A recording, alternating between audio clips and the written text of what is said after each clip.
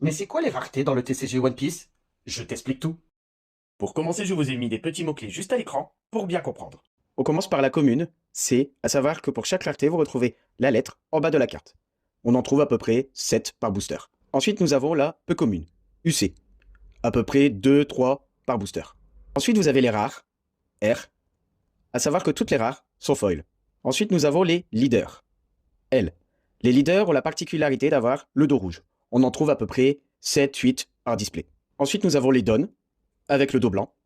Elles représentent un moment du manga. Nous en avons à peu près 2 par display. Ensuite, nous avons les SR, super rares. Au niveau de l'illustration, elle s'étend un peu sur la carte et elle brille. Nous en avons à peu près 7 par display. Puis nous avons les secrets rares. Au niveau du bord, c'est légèrement doré et le foil est mieux travaillé. On en retrouve à peu près 1 par display et 8 par case. Puis nous avons les alternatives. On les reconnaît grâce à la petite étoile juste en bas de la carte. Le numéro de la carte ne change pas à celle de base et l'illustration est différente. Dans l'ordre, nous avons la rare alternative, la SR alternative, la leader alternative et la secret alternative. Ensuite, nous avons la SP, spéciale rare. Elle bénéficie d'un traitement spécial et très convoité par les collectionneurs.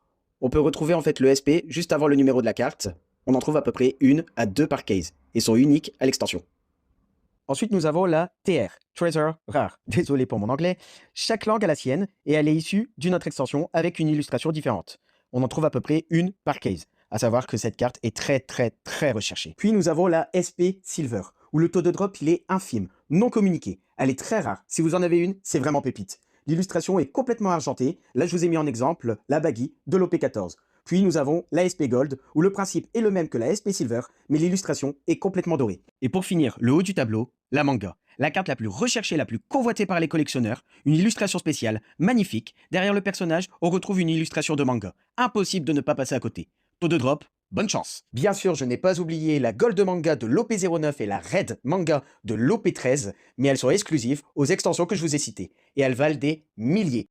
Et si tu as aimé la vidéo, n'hésite pas à liker, commenter, partager. Peace!